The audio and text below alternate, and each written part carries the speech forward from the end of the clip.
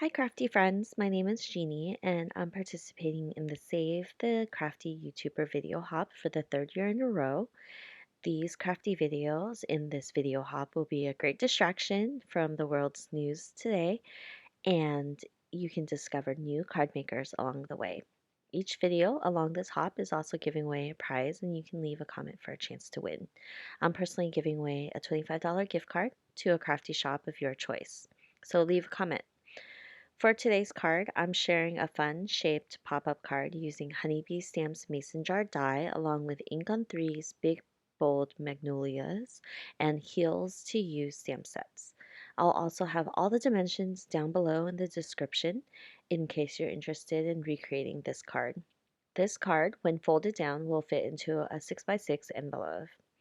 So I went ahead and die cut that mason jar out of Bristol Smooth cardstock, and you'll see that I trim the mason jar down basically almost in half. And the reason for this is because the flower embellishments that are going to go on top of the mason jar are going to make it a lot taller. So I wanted to be able to fit it into an envelope. So to create a pop-up card, I needed to create these panels, and I'm creating these panels so the mason jar will stand up on its own, kind of like a pop-up box card. And that's easy to do, and I'll leave the dimensions below. For the top of the jar, I just die cut out that piece out of silver cardstock so it looks like a metal top. And for the embellishments, I'm going to grab some flowers from both the Big Bold Magnolias and Heels to Use stamp sets and stamping it out. I end up not using one of the flowers, and then I end up stamping a few more of the smaller florals to decorate the card. And so this portion is just what I originally thought I was going to use. That changes all the time.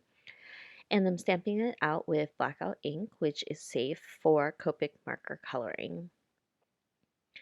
I'm going to be coloring these florals, and for the colors, I have all the Copic combinations listed down below as well. I'm only going to show two of the florals because I think that that's enough for you guys to see how I color and how the combination of the Copic markers work together.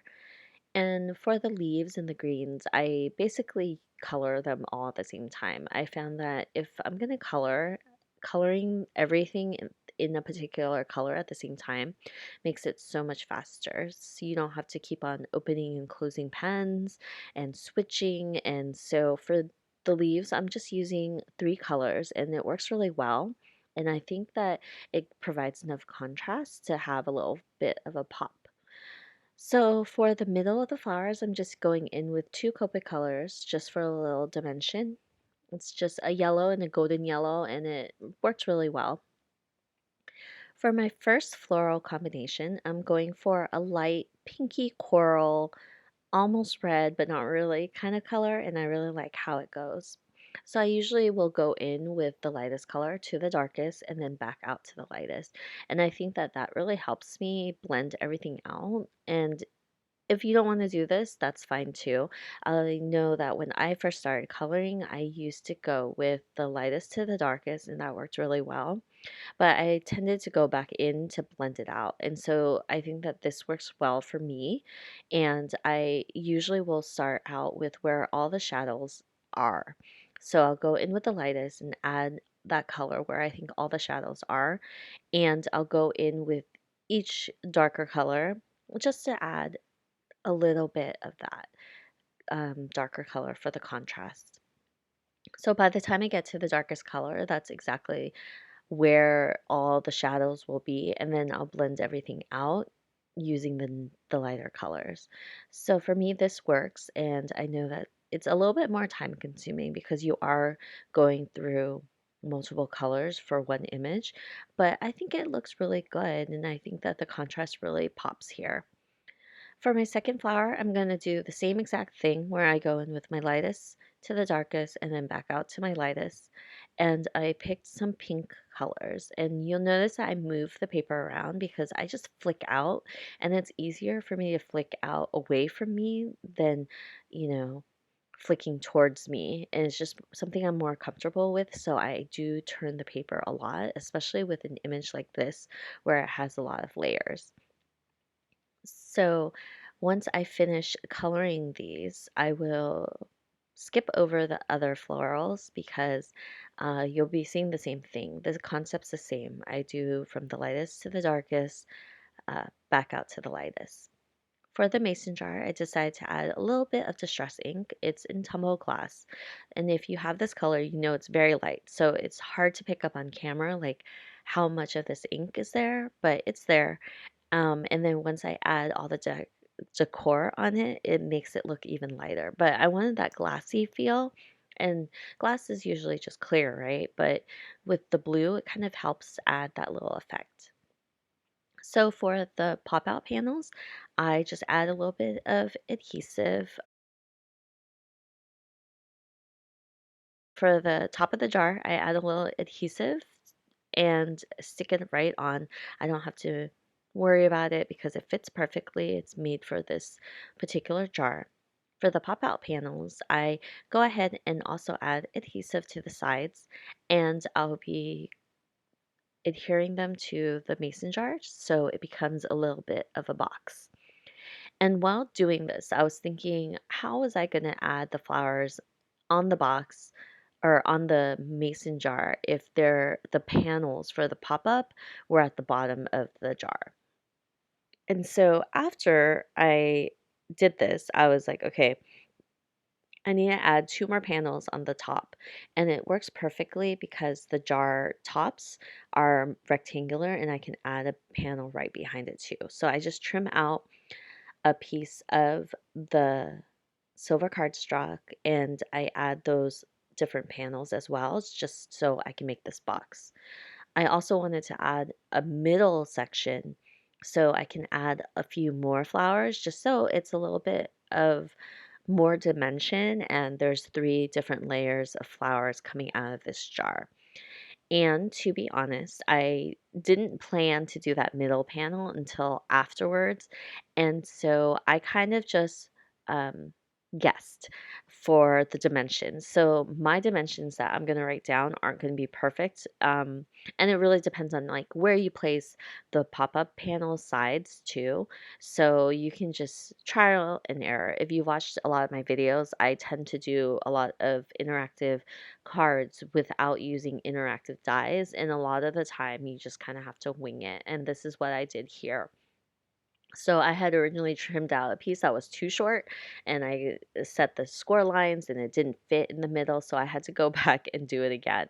And I was more careful this time. I actually sort of used my media mat to show how big it should be, and I took a guess on that and I just hope that it worked out. And the second time it did, I got it where the dimensions worked out and it fit right in the middle. So that will allow me to have three layers of flowers for what I needed to do. So because the flowers were die cut with the coordinating dies, there's only a small white outline. And so the way I wanted to stick on the flowers is by trimming down a few pieces of white paper and using it as a holder so I can place it onto the card. So for all the florals, I had to do this because there was no way that I wanted the flowers high enough and it would be able to adhere to the card itself. So I used that strip of paper just so I could adhere it. And the tricky part of this was that the flowers are a little bit bigger than I expected. I knew the size, but I didn't realize like how much it would cover each other. And so I kind of had to only use two, which is fine because there's a lot of smaller florals that I added to the card. And I added the leaves just for the pop of green in there. And I think it looks good. So for the front of the mason jar, there's a die cut that's a little label, and I just wanted to match the flowers. So I used the same Copic combinations for that corally flower and colored in the entire label. I added a little bit of the darker shades on the sides of the label just for a bit of dimension. And once I do that, I have a coordinating label that matches the flower completely. I tend to do this for a lot of my items when I need something to match. So, like whether it's a cardstock that needs to match somehow, I will color it in using Copics if I can't find a piece of paper that has the exact same color. So you can always improvise and use your markers in that way so everything matches. So once I finish coloring, I'm deciding what sentiment to use.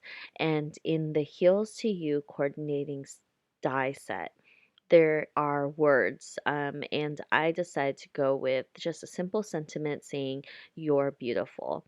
So I'll go ahead and die cut that out and for the beautiful, and then I'll be stamping the "you are." So I'll go ahead and adhere it to the mason jar. I probably should have done this ahead of time before putting everything together, but this works. And I'm just figuring out the placement. And sometimes for me, the placement really matters, but I think it's just all in my head because I think once it goes down, you don't really think about like, oh, you placed it in such a weird position. And so I think that this worked out and I tend to center everything, so I did that. But the little floral that I wanted to use was a little bit big, so I moved the your kind of more to the side and I fit it and made it work. So you'll notice that I have these pink florals. I had actually stamped them afterwards and recolored them in because I just didn't have it ready. So here you go. This is the card. I think it's a fun shaped pop-up card that makes the most of the dies that you might have in your stash. So I hope you are inspired by this card and find something in your stash that you can do similar and make into a pop-up card. So thanks for joining me today, and remember to leave a comment for a chance to win a $25 gift card.